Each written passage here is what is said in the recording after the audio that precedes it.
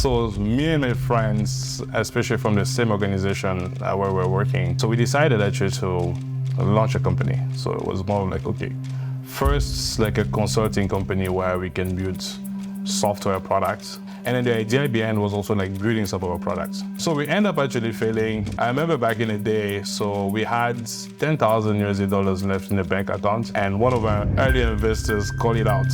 And at the moment he called out the money, I was like, oh guys, it's over. And after that, met Steve from Save, and we co-founded Exuus. But Steve actually founded Exuus before, and I joined as a co-founder later on. Again, so we had gigs from the National Bank of Rwanda, and eventually from the gig we were working, that's where the idea came. What led me was more of, I wanted to build a developer platform. And also being an engineer, it would be easier for me to build maybe a developer tool. I would say 9 to 5 was more like doing our daily jobs. By 10, we just like meet, because Eugene was in Italy back then and I was in Kigali. So we'll meet and code to like 1 a.m. building Pindo, basically the Pindo infrastructure we have now. We didn't want to register the company until we have like customers, serious customers, because none of us were really sure that we were going to continue this. But like one of the things we're trying to do is more like creating value for our customers. And if you have customers who really believe in us and then paying that price means that we have a good solution. Some investors also didn't have like the money to invest. They just wanted to basically hear, like, you see what I mean, right? Yeah. So, yeah. What are you learning about, let's say, a market like Kenya? What I'm learning in Kenya is like the maturity of the market, right? So people like assimilate things very easily. People understand actually their problems very easily. Comparing to Rwanda. Do you think entrepreneurship is for everyone? Yeah, I don't think entrepreneurship is for everyone, right? So because... Remy, welcome to the podcast. Thank you, Yusuf. Yeah. We've been trying to do this for a while now. Yeah, it's a long time coming. Yeah. Super excited, man. You're definitely one of the founders that I definitely respect in the tech space in Rwanda. I think you've been able to do some great stuff over the last couple of years. So I'm really excited about the things that we're going to talk about today. I worked somewhere that you had a dream to become a football player. What happened to that dream? Oh, yeah. So as any kid, right? So I think back in the days, my childhood, especially in high school, in Benin Republic, so I was actually the captain of my team, you see. I was like selecting players and stuff. So I would say I was a great number 10. Yeah. At a striker too. I don't think we have number 10 anymore. So if you think of the like of Ronaldinho back in the time, Rivaldo, and I think the last generation of 10s might be Messi. So yeah, because football has really changed, right? So number 10 have mainly the false 9 now. So yeah. What happened to it, man? So I think parents, right? So I think back then my parents wanted me to really focus on like school. So yeah, my mom and my dad are like, okay, you're very good actually with a lot of subjects like mathematics basically. And they weren't saying like football, right, as something actually someone can actually do.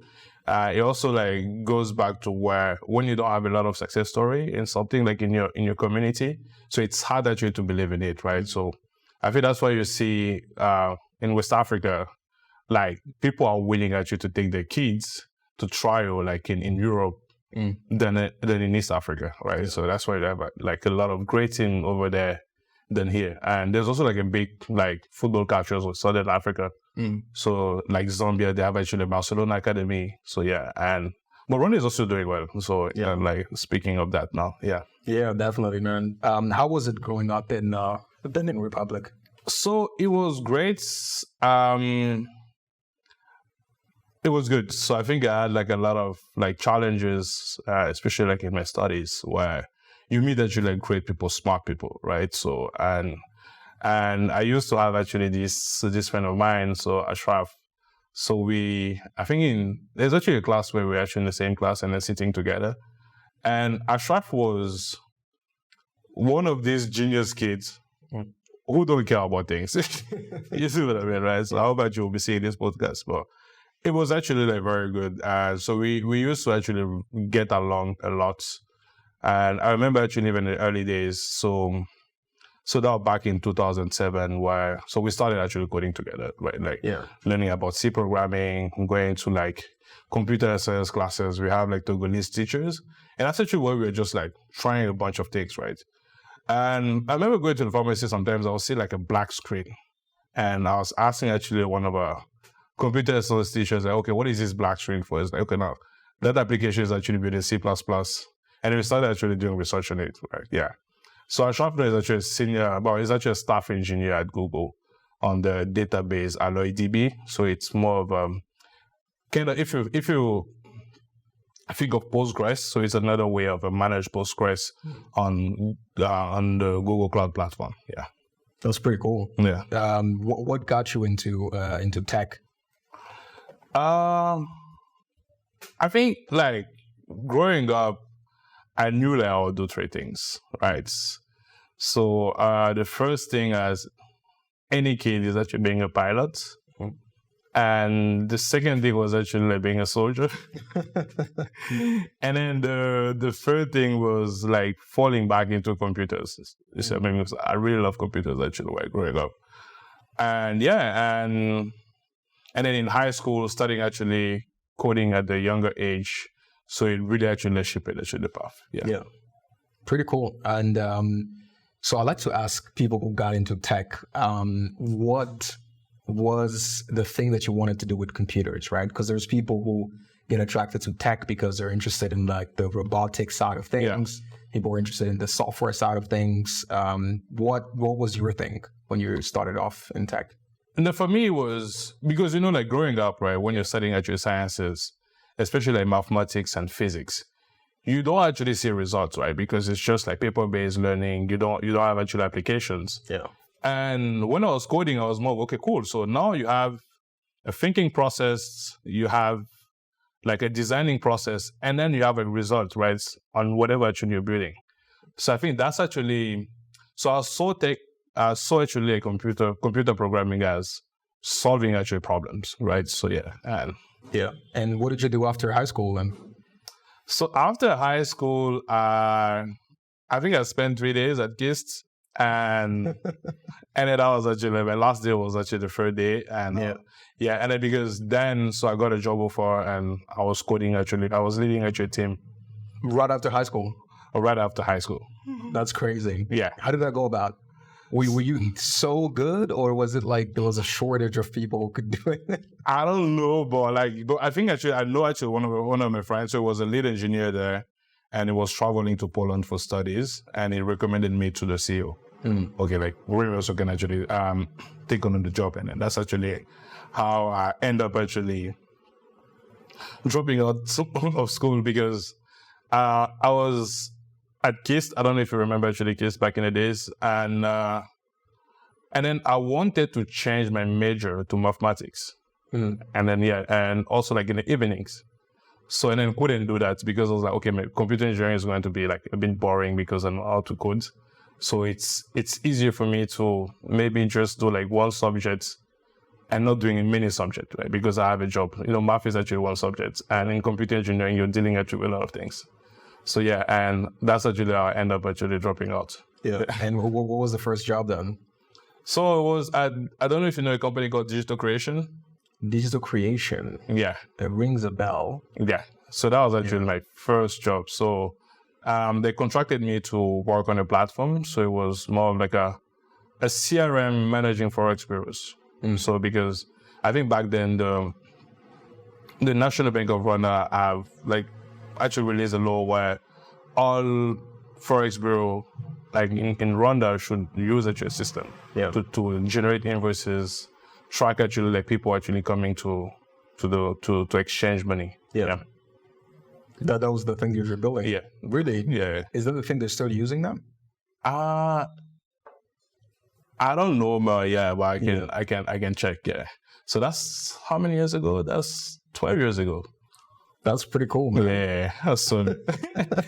That's how was it? So you get the job and you start managing a team. Yeah. They present you with a problem. Was it easy for you, or did you feel like, whoa, this is way beyond my? So no, I was working with actually like great team members, right? Yeah. And one of the things also they really trusted me. like in leading on the project. Yeah. So like I think it was pretty smooth. Yeah. It was, yeah. Cool. And that gig ends? And now, so me and my friends, especially from the same organization where we're working, so we decided actually to launch a company. So it was more like, okay, first like a consulting company where we can build software products, and then the idea behind was also like building some of our products, right? And I remember like one of the products we were working on was on power meters, cash power, basically. So how can you load like electricity without actually tapping your part, right? It was more like, so having like a smart meter which can be connected to either internet or receiving actually like packet through SMSs. And so that you can actually like have your smart meter. Yeah. So that was actually the idea. We built a prototype back then, and we won the UNDP Youth Connect Challenge. I think we won like $10,000. So that was in 2014. So work on the prototype, but we couldn't actually pilot the projects after spending like $25,000. So yeah, and yeah, the startup went bankrupt. But what happened? What happened for it not to go? So I think it was a lot of like bureaucracy, you see what I mean? So, and I think we were also like very young back then, right? So we were just those bunch of kids. They just want to actually like, but we don't really know actually how to like manipulate or move on the process, right? With those organizations, yeah.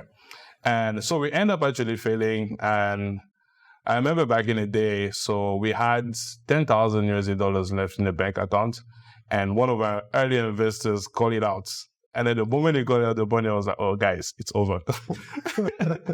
So yeah, I think you could also see like there won't be any progress with the products. Yeah. So yeah, and that's actually how the startup ended. Yeah. So after a year.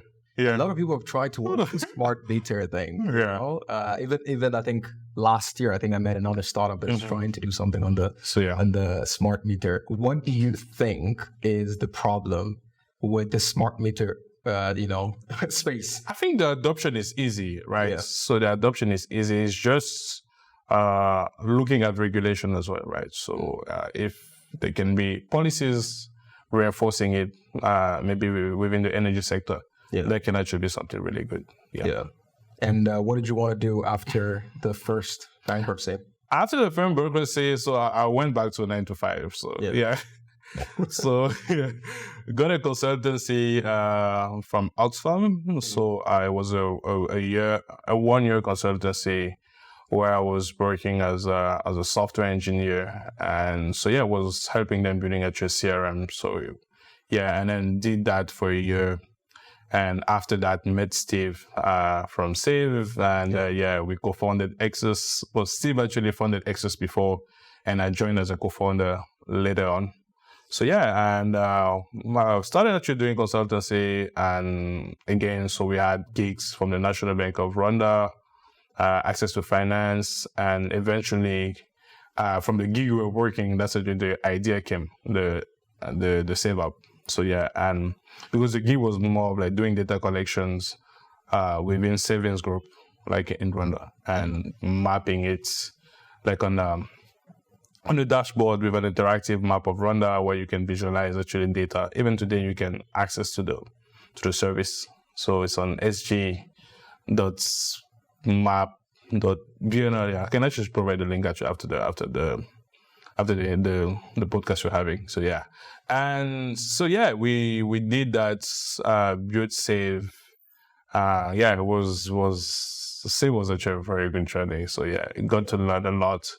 I was a CTO there, and also working with a lot of actually junior engineers. So where you have to like take a lot of time training them to adapt on the technology we're using back then. So it was And would you say Save was kind of like your first, let's say, startup experience? Would you consider the other bankrupt one as the first one? I think it's a combination of both, right? Mm-hmm. So with Save, we had a product.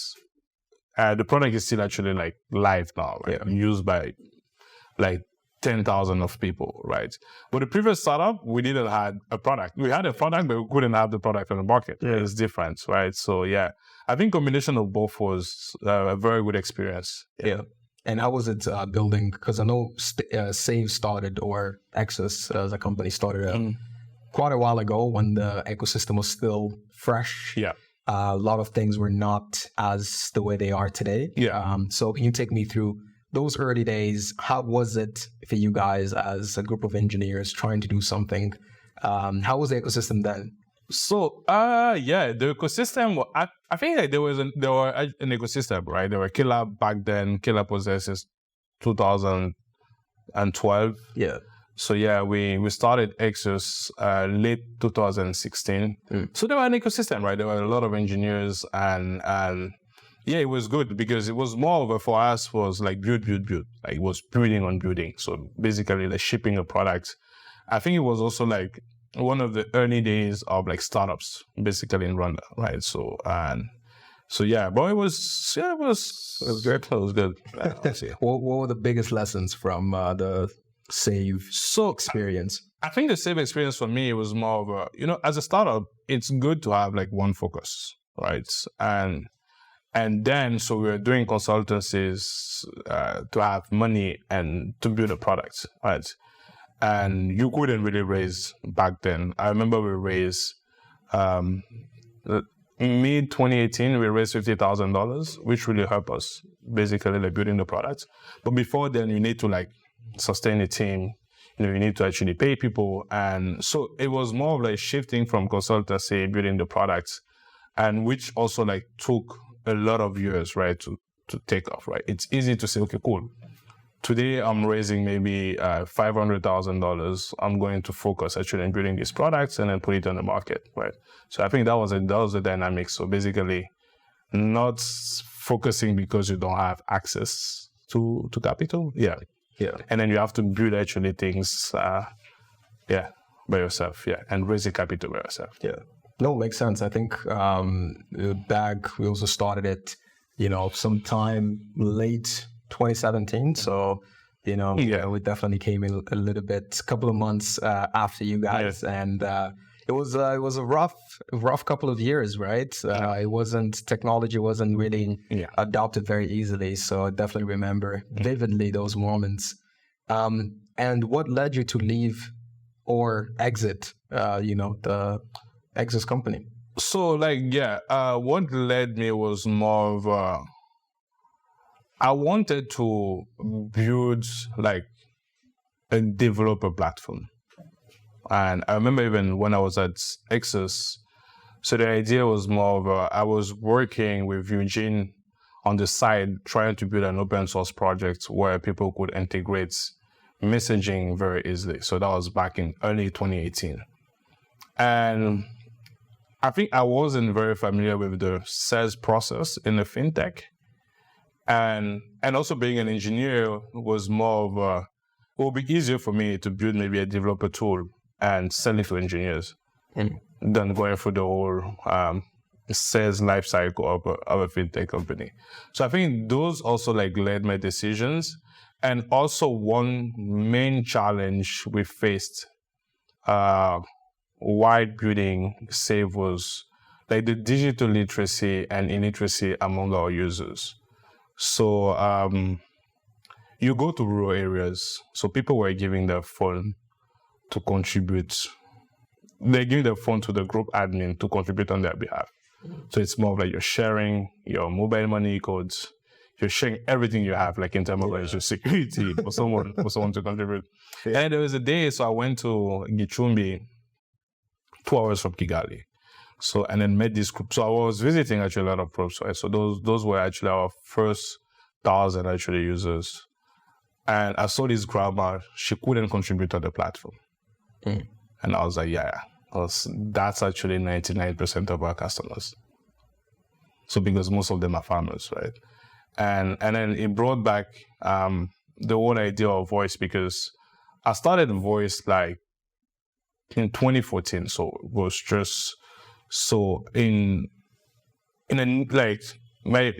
question was more, even before Irembo, was more of how can someone ask for something easily, right, within an app, right? Because it was a day of apps, iOS, Android.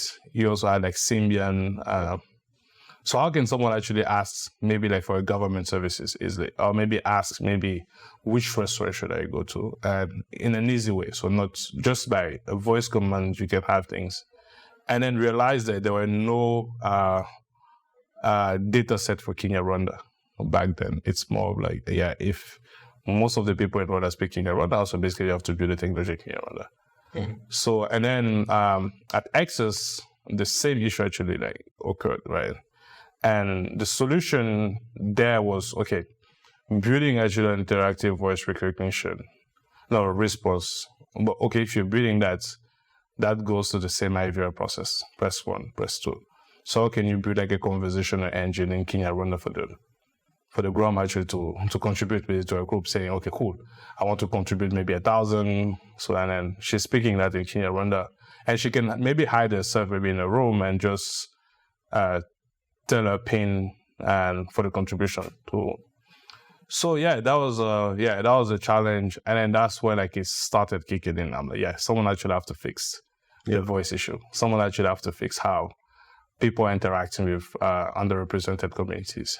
Yeah, and it seems like you started working or thinking about what you're currently working on a while back, even before even saying you jumped on that. I want to go back to understanding what triggered that. Was it a personal thing where you wanted to access a certain service and you were like, can I just do it with voice? What really, brought that? I think it was mainly like user experience. Sometimes you're actually tired of using applications which are really hard for you. Yeah. And then that if you want to order food, by making a phone call maybe to my main restaurant, I can order food easily. I can actually, okay, cool, I want A, B, C, D, okay, deliver this at this location, and it's done. Yeah. Well, doing the same process over an app, that's a 5 minutes easily process, right? Yeah. So I think in terms of user experience, so actually that's what should trigger. I was like, voice is the next thing because it's easy. So if you can do things with voice, like it's very easy, and then it's quick. You see what I mean? Yeah. That's very interesting. And but then what I'm thinking is, so you face this issue with Exuus, right? Which is the grandma, cannot contribute because maybe, her digital literacy skills are not adequate for that kind of product. But then one could say the same thing about, that voice system. If you're going to have a back and forth, then that requires a smartphone that can do that, right? Especially if, if you're going to respond. Or were you thinking about like a number to call? And so basically it's just a number to call. Yeah. So just on your normal phone call, right? Number to number, and then you just call and have an interaction with a voice assistant in your language. So that's possible. Yeah, that's what we were doing now at Pindo. Very interesting. Yeah. Let's actually get into the Pindo story now. Yeah. So Exuus, you exit. How did that go? How did you tell the team? Were you like, yo, deuces? Or I thought it was discussion to save. Like I think it was also saying me exiting at some point. So exited Pindo, joined a Japanese company back then, ProGates, and then we were teaching people how to code on the continent. And after that, I also joined Mozilla, leading actually like voice infrastructure, like data collection for three languages. So that was Swahili, Kinyarwanda, and Luganda. So and then there was like, it just opened up the horizon, right? It was more like, okay, people are investing for us to build a data set, right? And then the data set we can use to build like those models, those language models, And I think that was, And then you called Eugene, or? So Eugene and I met in 2014, right? When I was working on the cash power, the smart meter projects. And Eugene was more of a mentor to me. So back then at KLab, because Eugene had like more experience. So it was more of like, okay, I'll come and then ask a couple of questions. And and then we built actually this collaboration where, we could like really work together. We can actually like help each other actually like solving a couple of challenges after work. And so in 2018, we started working on the SMS bits, Oh. So, and with possibility of extending it actually more on voice, right? If you have like resources, if you can run a whole data collection for ourselves and train models. And and even at Mozilla, so we were working on Pindo like part-time. So we were coding like, I would say 9 to 5 was more like doing our daily jobs. And by 10, we just like meet, because Eugene was in Italy back then and I was in Kigali. So we meet and code to like 1 a.m. building Pindo, basically the Pindo infrastructure we have now. Yeah. So yeah. And Mozilla, that's an amazing job. A lot of developers would be like, I'm not going to quit my job at Google or Facebook to try and take a stab at this entrepreneurship thing. Yeah. When did you know that, okay, this might be the moment for me to take this thing seriously? Were you already running it as a full company? Yeah. Did you already have clients? Or was it like, okay, let's take a chance on ourselves, let's jump in? No, we had clients. So we even had clients before the pandemic. And I think one of the things we didn't want to register the company until we have like customers, serious customers, because you don't just want to like have yourself with taxes and then you're just like paying taxes. In 2019, our first customer was Mobicash. And yeah, it was because back then they were collecting payments for the government as well. So we used to have like a lot of transactions. And so how we launched it, actually, the messaging business was, we didn't even have a website back then. We just had a command line interface. Yeah. So where they can check their balances. And so I remember there was this accountant at Mobicash. So he had like a terminal, and then she would just like run a command and then check, well, cool. We're actually like low on balances, and then we need to recharge, right? And then we were making approximately $500 every week. So that was in 2019, and it was good. That's good. Product market. Yeah. You know? It was good. And 2020, the pandemic, right? So it's like, okay, cool. Now we're making $6, $3. But how did you land them though? How did you land the first client? So without a business registration? Yeah, that's actually a very good question. I remember I was, because I was working at Progate, and I was in a company retreat in Japan, in Tokyo, and I met Emil. Emil was Ikinuma. Yeah. Ikinuma was the CEO at Mobicash, and I asked him, which tool do you guys use for your messaging, for your SMSs? And it was like Infobip. I'm like, oh, would you mind actually trying Pindo? So we're about to launch. Okay, cool. Let's do a couple of tests and then let's see. And then like when we all get back to Kigali, went to the office, we tested, the engineer was like, okay, cool, it's actually a solid platform. You can use this. That's actually how we landed our first customer. They're pretty cool. Yeah. You know, Emil is a really cool guy. Yeah. I was always willing to try new tech. Yeah. And then, so that was the first client. That was the first client. COVID hit. And then COVID hits, and like re-strategize was more of like, how do you actually get past this? And then the good thing was more, we didn't have any employee, so it was Eugene and I still. So I think costs were mainly on servers. So, actually even when we were collecting money from Mobicash, we had a friend's company collecting the money. Because he didn't want to register the business. You see what I mean, right? Yeah. Shout out to Thierry, like he really helped us. Yeah. And I think before we get into, how the product developed later on, I think there's something to be learned about that. So now, let's say 5 years later now, Pindo's finally registered. Yeah. I hope. No, we're registered. We were registered in 2020, like in November. Okay. So yeah, after the pandemic, okay, cool. Let's register. Let's be serious. Let's actually moving Mobicash payments on our own accounts, and then Yeah. So now reflecting back, right? Would you say, what do you think about that decision that you guys made, which was we're not going to register the company until we actually, start getting customers? Because I think, some founders, right? A lot of founders, different people start different companies in different ways, and they have different structures, right? There are people who like to start a company when they're like, okay, I have my RDB certificate or my company registration documents. I have my tax team that is there for anything, even if they don't even have any, revenue. Yeah. Because they just like that kind of structure. But then for you guys, you're like, no, we're actually going to figure it out, all these things. Yeah. the most important thing is actually, getting a great tag, getting a great product and service. When you reflect back to that moment, what do you think? What's the lesson to be learned there for an aspiring entrepreneur? So I think as an entrepreneur, one of the things you should do is more of like avoiding unnecessary distraction and really focusing on what you're building, right?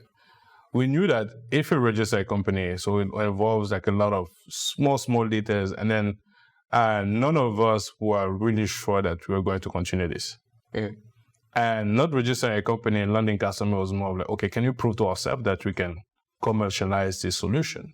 So yeah, and I think it really pushed us more, okay, cool. If you really want this, if you're really committed actually to do that, so like let's first build, because yeah, company registration is just a 5-minute thing you can do in Rwanda, right? Yeah. So yeah, but I think it was a very good decision, and not taking actually that route. I'm not saying actually it's the best actually route to take, but yeah. And then we were just few people, the two of us, and mainly for us the priority was like building, basically, like can we actually pull something actually on the market? Yeah. Cool. And the motivation to, let's say, build the, let's say, SMS first and later voice, were you guys thinking that, so I'm trying to like get into the brain of you guys, the founders, were you thinking that this is a problem that we personally face? Or because we've been, developers for different companies, we've been trying to get an SMS provider, but it's very hard. Is that what was going on? Were you thinking that this is something that we would want to use, so we're building it for us? Or was it like we see a great opportunity out there? No, first we built SMS to solve some of our challenges, right? We started usually started SMS when I was working at Exuus, and then it was also working for one of his products. So he needed SMSs. And I remember we were looking at the Africa's stalking documentation, and there are quite some vulnerability in terms of security. So, but we didn't test the reliability bit, but we knew that there were a lot of like unreliable providers on the market, right? So, and then the idea was more like, so how do you build actually like a good infrastructure for people to use, right? Something we can also like within ourselves accept using. Yeah. So yeah, that's why we built the messaging infrastructure. Yeah, and I think that's an important part as well. It's I think Paul Graham talks about that a lot, which is one of my favorite quotes. It's a lot of entrepreneurs want to build a great solution for 1 million people, but it's like, do you know what 1 million people need, or what 1 million people would want? So it's more about, if you can build something that you can use yourself, then try and find 5 other people, and then you're going to get to 500 people who need that service. Then it's easier to sell, right? Just trying to impose something to the world. Cool. So after COVID, take me through registration now. How are you picking up clients? Are you getting referrals, or how is that going?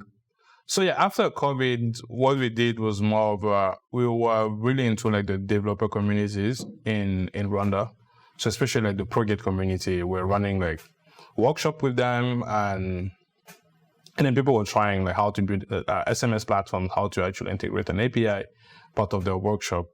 And we got a lot of referrals from basically devs. And so we're starting marketing now. I think that if you're looking at our LinkedIn page now, that's what you're seeing posts. But before, like zero marketing, it was just like developers referring us to other customers. And and I remember also, I think, we learned a couple of organizations, a couple of startups. And there was a day, I was just doing research, right? I was like, okay, cool. By the way, like, which solution did Rembo use? Because a lot of people were saying, okay, now they build everything by themselves. And I was like, okay, cool. And I think one of the engineers mentioned that they were using Africa Stalking, and that they were having like a lot of problems with them back then. I'm like, what was some of the major problems you guys are having? And it was more of sometimes when people are maybe like driving, and so, in telephony, like there's like antenna switch. It's more like you may be driving from point A to point B and switching to different antennas. So along the different towers along the way. And then with that, sometimes you have like, when you're making a phone call, basically you have like a couple of seconds where like you can't hear someone. You see what I mean, right? And then in messaging as well, it happens a lot where that message coming at that instant time when you are switching to another tower won't be delivered. So be flagged as an expired message. Yeah. So yeah, and it was describing actually the problem. I was like, okay, cool. I think that's actually a feature we can add within our messaging platforms. And then like we build retry priority to fix that. Yeah. And I think that's actually how like we also like beat to the Irembo contract, and then we show that we add A, B, C, D to really power the infrastructure in terms of SMS. Was that your largest client? That was our largest client in Rwanda. Yeah. Is it still? Yeah. Okay. Nice. And so that definitely put you guys on the map, right? Yeah. I think that's when everybody started hearing about you guys. Yeah. I think our tech team also reached out at some point to kind of like do some integration. And I mean, it seemed like you guys were an SMS integration platform. Yeah. And then what happened? So what happened was more of like we couldn't really like scale on the messaging bit. So it was because SMS is more of like, unless what we were actually discussing before even the podcast, it's more of like unless someone understands really the value he wants to provide to their customer, right? That's actually people will be able to maybe purchase actually your solution at a higher price. Because you have like a lot of customers where, especially with messaging business, value is more of like the cheapest solution. But does the cheapest solution really work? So that's actually the problem, right? So yeah, and so we couldn't really scale past that because we're like, okay, we built actually a very good infrastructure. We're not going to reduce price.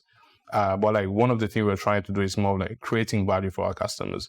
And if you have customers who really believe in us and then paying that price means that we have a good solution. So we couldn't scale to a lot of customers because there's also like the competition, the local competition around as well. And then that's when we're more, okay, cool. How do we build value?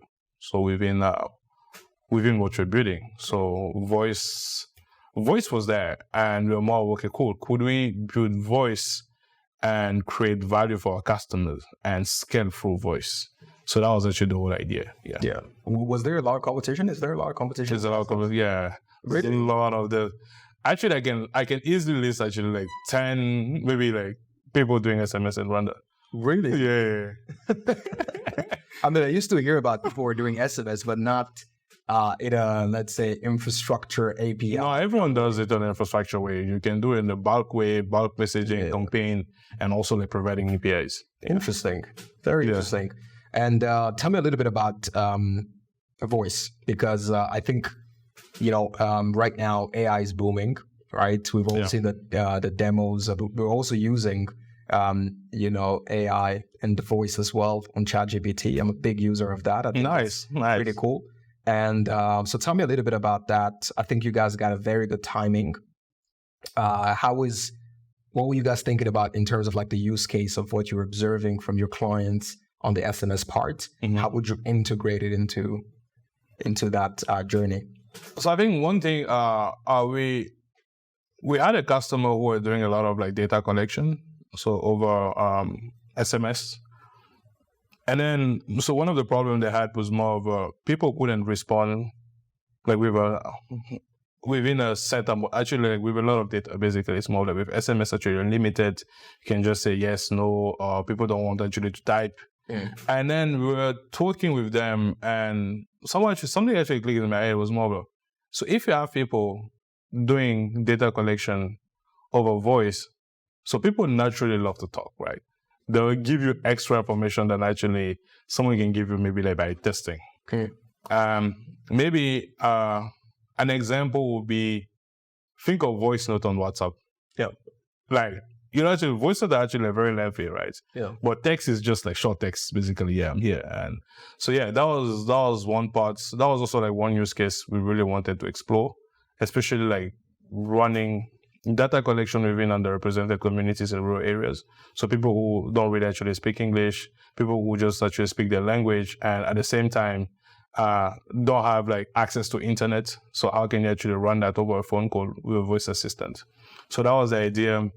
And if you look as well, voice is the next biggest thing, right? Because voice is easy. So I think we came from desktop graphical user interface, web, mobile app. But in Western countries, like people were using them. But in Africa, we always had like a struggle using those solutions, right? You look at the rainbow now, so people still go to agents to maybe like perform a transaction. You see what I mean? So with voice, a simple example would be you can even check on your traffic fine just by making a phone call. You see what I mean? So yeah, I think that was the idea. It was more of like creating actually like a very good user experience and creating actually something people are used to, especially in Sub-Saharan Africa. So I was asking last year to a friend, which continent do you think like use the voice note feature? Was like Sub-Saharan Africa. So those are especially like West Africa. Yeah, those are the master of actually like everyone is sending voice notes. Yeah. So yeah. So it's more of like Africans they're used to actually like communicate over voice, you see.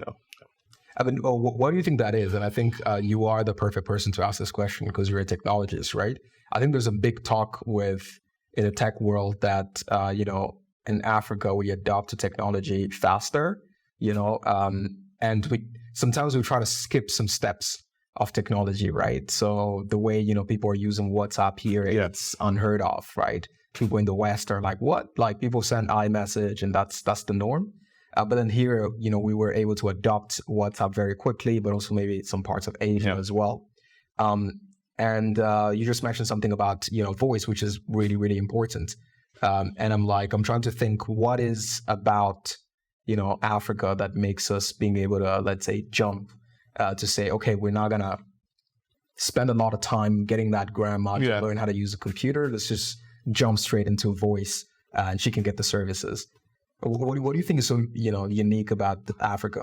I think one thing unique about Africans is that they love doing things in an easy way. Oh. You see what I mean? It's like things don't have to be complex. You see what I mean? And then they love like instant thing. It's like, it's live. You see what I mean? Like in the Western world, you can send an email to someone because the person is busy, who will respond to you tomorrow. And then you're used to that. Actually, someone will respond to me tomorrow, right? Look at the adoption of WhatsApp because it was instant. People can reply. You see, like it's quick. Yeah. That's very interesting, I think. Yeah. And so tell me about voice now. What are you guys trying to do? Because the use case you just mentioned there about the data collection, what would go through my mind right away would be, okay, how about we start with literally recording that conversation on a phone recording, and then taking that data and putting it into our system and then transcribing the whole thing. Is that the first MVP you guys started with, or you just went straight into phone calls? No. I think the first MVP, it's more of how do you like help organization doing this? Basically, speech recognition. It's more of think of actually like a radio station, right? They have like a lot of voices, and then they want to transcribe the audio into Kinyarwanda and have it as a text.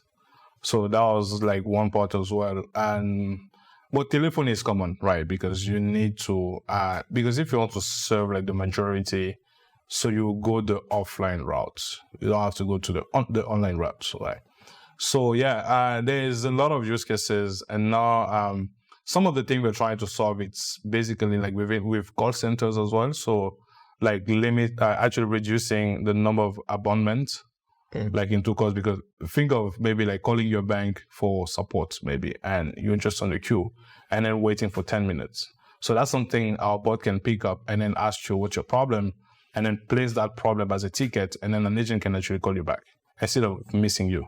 Yeah. So those are also some of the use cases we're trying to use, and other use cases is more of like farmer advice. So how do you move maybe also like a whole USSD commands to voice commands. So think of maybe save, helping people like contributing by voice instead of actually going to USSD, because USSD also like requires like a lot of knowledge, right? Yeah, and patience as well because of all the interruptions. So there's numerous type of use cases we're trying to do, and one of the things is more like we've just put it there and then seeing what people can also like build within because we're just positioning ourselves as an infrastructure, so you can come on our voice platform and build anything. Yeah. The problem with AI is you need a lot of data to be able to train it, and I think that's part of the reason why a lot of the big techs have not focused on the, let's say, languages with only a few people speaking it. How are you guys able to? How are you training your AI? Or where are you finding the data? Do you have enough data sets to actually produce something substantial? So we're training actually our Kenya random model with data set coming from Mozilla and also like other data sets. So from Common Voice. So it's publicly available data you can use to train like a base model. So it's not a production model, right? Yeah. For a production model, you need actually more than that. So And so our Kenya random voice AI is actually in beta now. So we're also like working on strategy on actually getting more data in-house and then retrain as well, right?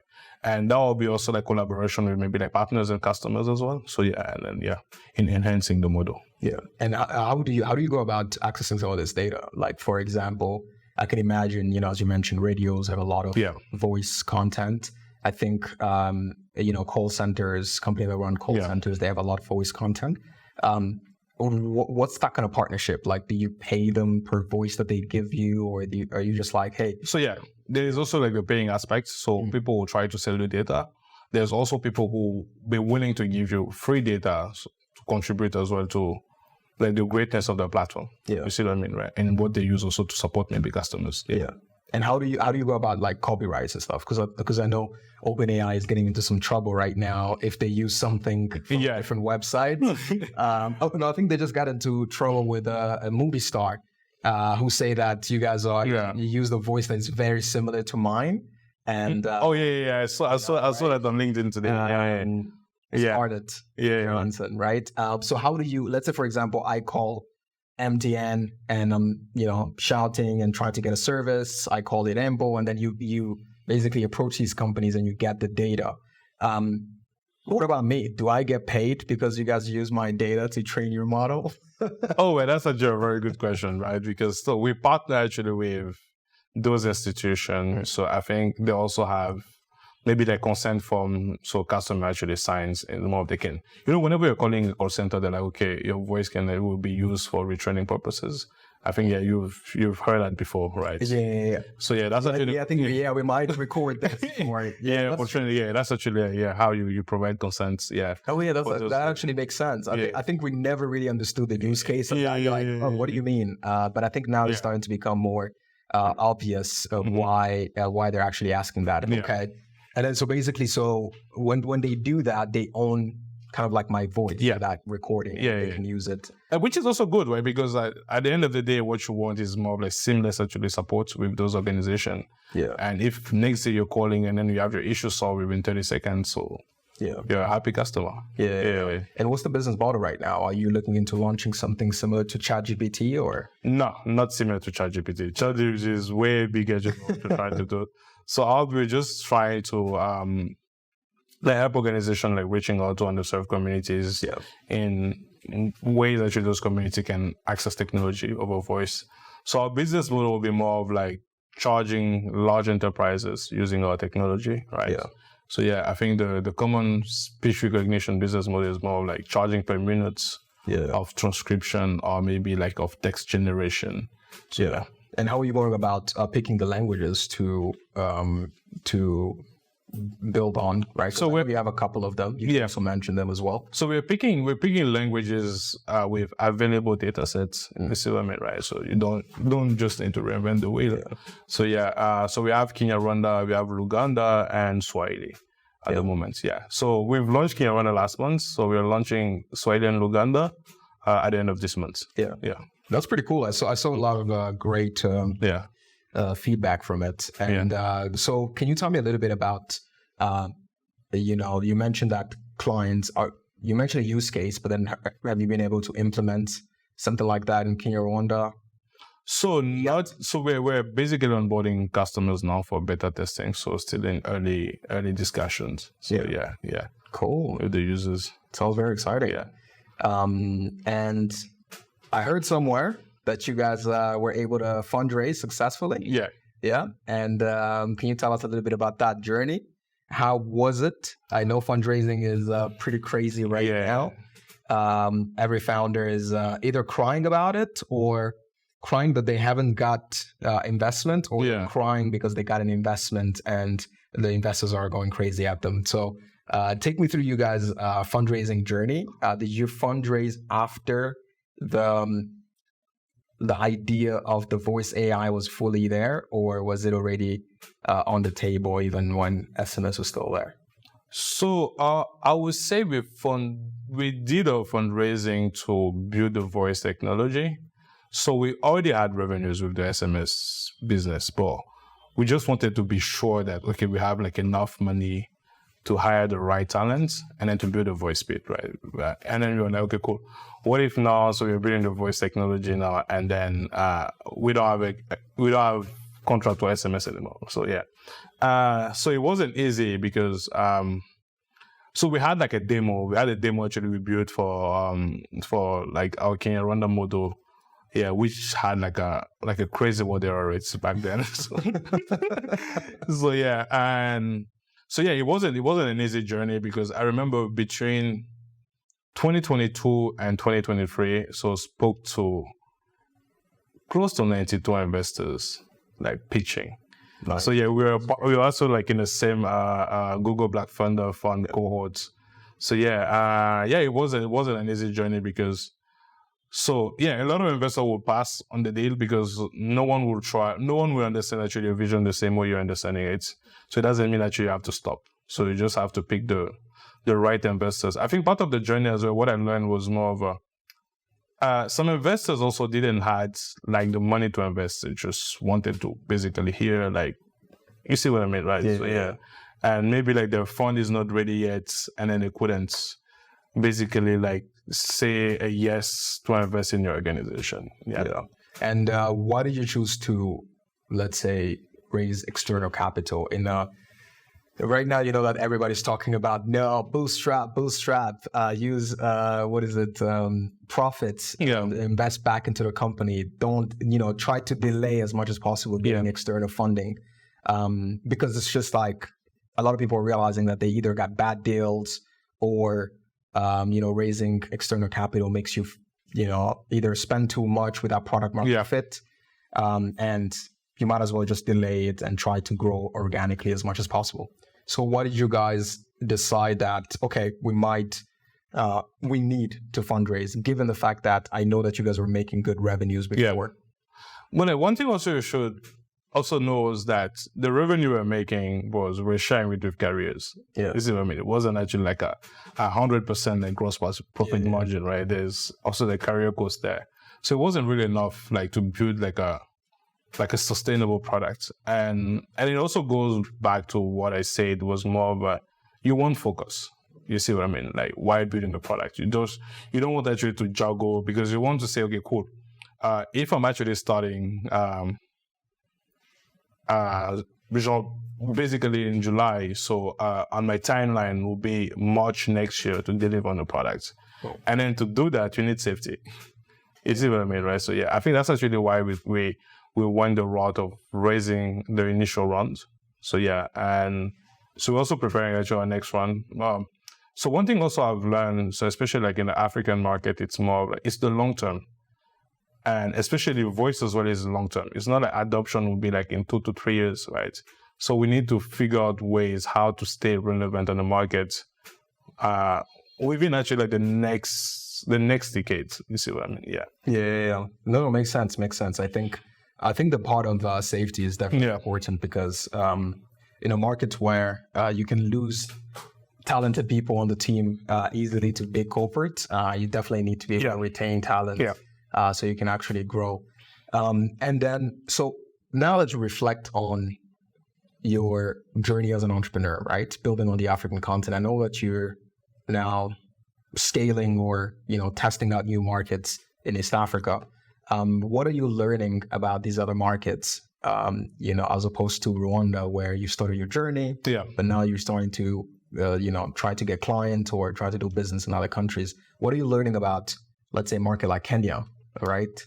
So I think what I'm learning in Kenya is like the maturity of the market, right? So people like assimilate things very easily. People understand actually their problems very easily, comparing to Rwanda.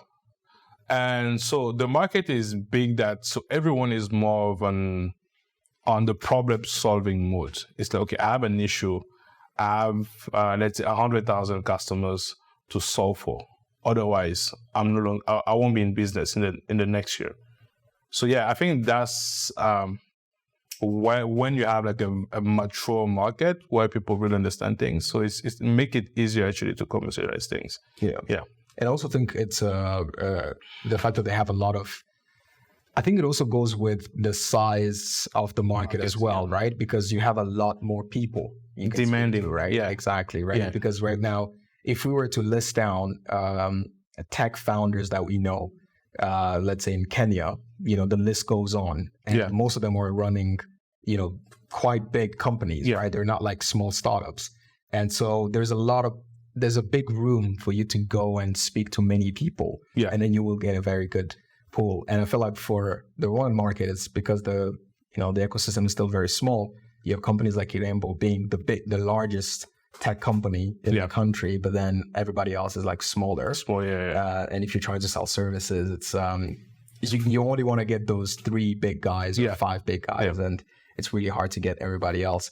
And that's very interesting. And so tell me about the Rwandan ecosystem. So when you see that, what do you think the Rwandan ecosystem needs to do to kind of like, let's say, catch up?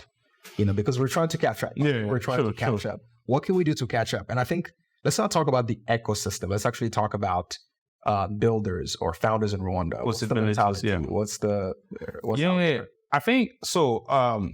One thing, right, is more of I think in Rwanda we should be building solution which can really scale. So it's more of like we need to look at East Africa as like our primary market, not Rwanda as our primary market, right? So because if you don't go that route, so it's very easy, especially when you're building a solution which can scale. So it's very easy for, let's say, a solution in the bigger markets coming to you and acquiring you, or maybe like competing you. You see what I mean? So when you were raising, was more of, okay, cool. Should we go and compete with Africa's talking? So yeah, it's possible for us to scale the messaging business in Kenya, but do we have the bandwidth? You see what I mean? So yeah, that was, and then that's why I think in Rwanda, also like, not building common solution like everyone is building. So an example would be, think of like Israel, right? So they build components for other organizations, like worldwide, maybe like military components, right? And Israel is a very small market, but they're trying to actually go beyond and then build amazing products for other organizations. So you look at Switzerland, right? So they build watches and they're chocolates. Yeah. So in Rwanda, why can't we build also like similar type of products which we can actually export? So an example can be maybe like a data analytic tool, right? Maybe FatoWave can use to reduce maybe money laundering within the platform. You see what I mean? So that's a component which is scalable within a lot of organizations on the continent. So yeah, I think that's actually my way of approaching like problem solving and also like scalability of a solution. Yeah. So how do you develop that mentality, right? Because somebody might be listening and saying, okay, that sounds great, but then I don't know the West African market. I don't know about FlutterWave, right? So how would I know what to build that somebody else can actually take off? Yeah, exposure. Yeah. You really need exposure. Okay, so step number 1, you say exposure. How do you expose yourself? Yeah, how do you expose yourself can be, so look at the Paystack Mafia, right? So there's a lot of actually like engineers from Paystack who left Paystack after when Paystack was acquired and then build other solution around, right? It's more of like, you have to be you need to be in the ecosystem, right? Either maybe working for those organizations, or either actually talking to people every single day, right? To crack it. Yeah. Okay. Because you need to understand the problems. Or they may be visiting those countries and doing your research, right? So How do you pick a country to visit? You have like 200. But it also goes with passion as well, right? Yeah. So like if you're really into like problem solving, so I think you always find something actually you always actually figure out the problem, because there are people, right? They love problems. Yeah. And there are people they escape problems. Yeah. So yeah. That's very true. Yeah. And I know I definitely agree with you. I think on that point of, I think that's what you realize after you started building a company. Then you realize that exposure actually, I think the people who work, let's say in big organizations, are exposed to so many problems. Yeah. Let's say if you work for the largest bank in your country, like in your department, just look at the problem that you have there. Yeah. What is a tool that could be implemented? That could be a great solution there to start with. And when you look at entrepreneurship, do you think entrepreneurship is for everyone? Yeah. I don't think entrepreneurship is for everyone, right? So because we're just actually speaking on that, it's more of like you can find million ways. But if you're an entrepreneur to make money, right, you can find other million ways actually to make money, right? But I think entrepreneurship is more of like first passion on what you're trying to solve. So I think like even all the greatest entrepreneur, right, it was just like something they really wanted to solve, right? You look at Bill Gates, he wanted actually like everyone using actually a computer, like in the world, right? So you look at Steve Jobs, was more like, was really passionate about like design, like building actually one of the greatest products, even for himself before actually selling to people. So, no, I don't think entrepreneurship is for everyone. Yeah, because you really need to be first like a problem solver, so understanding actually the problem and then loving problem as well. Yeah. And what if somebody's like, nah, I still want to be an entrepreneur? What is the thing that maybe you can demystify about being an entrepreneur, right? So something that you will only face, and for anybody listening or watching, that they can be like, okay, if I face this situation, would I actually stay in, right? So what is that one thing that you're like, this is the biggest thing that you're going to face when becoming an entrepreneur? And are you ready for it? Yeah, that's an interesting question. I think if you're a passionate entrepreneur, so you'll be resilient. You see what I mean? Even challenges will come at you and you're like, okay, cool. Like there's ways actually to solve them, right? Yeah. So yeah. What's the biggest challenge you've ever faced? And you were like, I might need to go back to Mozilla. A great paycheck. Oh yeah. No, there's a lot of challenges, right? So even with previous startups, especially my first startup, right, was especially when even your investor don't really believe in you and request actually money back. And yeah, because we could have actually like found ways where we can pivot maybe other products. So I think that was like one of the biggest challenges that we faced, like shutting down actually a company when everyone was on zero. You see, it was more like, now the only route is like finding a 9-to-5 to survive, right? So yeah, after maybe 1 or 2 years, we can actually come back again and then try to solve another problem, you see. But the idea of actually solving problem was there, so it was more of like, okay, strategy. So how do you go about strategy, right? So it's easy to raise money in the West and then keep on actually on your dream. So then in Africa, where you really need to prove yourself before actually Yeah. And we talked about failure. Yeah. And you have an interesting view about failure. How do you view failure? No, I view failure actually as an opportunity for you to learn. It's one of the greatest opportunities to learn, right? So because we have a lot of documentation of other people, but you don't have your own documentation, right? Yeah. So yeah. And then my approach to failure is more of like fail fast, fail forwards. So, and then learn from your failures as well. Yeah. As much as you can. Yeah. Makes sense. What's coming up for Pindo and Remy and the team? So yeah, you're excited about? I think voice, to be honest, like even in-house.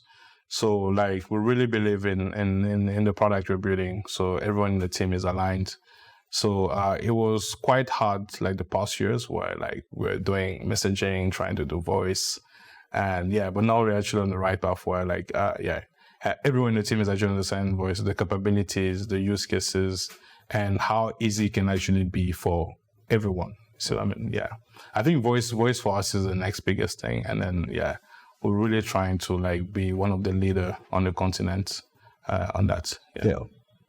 Cool. Yeah. Ladies and gentlemen, Remy, thank you so much for coming on the podcast. Yeah. And as I mentioned, definitely have a lot of respect for you and the team and the journey that you guys have been able to pull through. And I think what you guys are building is super cool. I can't wait. I know we've talked about there's a potential use case that we might work on together. Super excited about that. And we can't wait to see where you guys are going to go. Thank you very much, Joseph. Cheers, man. Cheers. Yeah.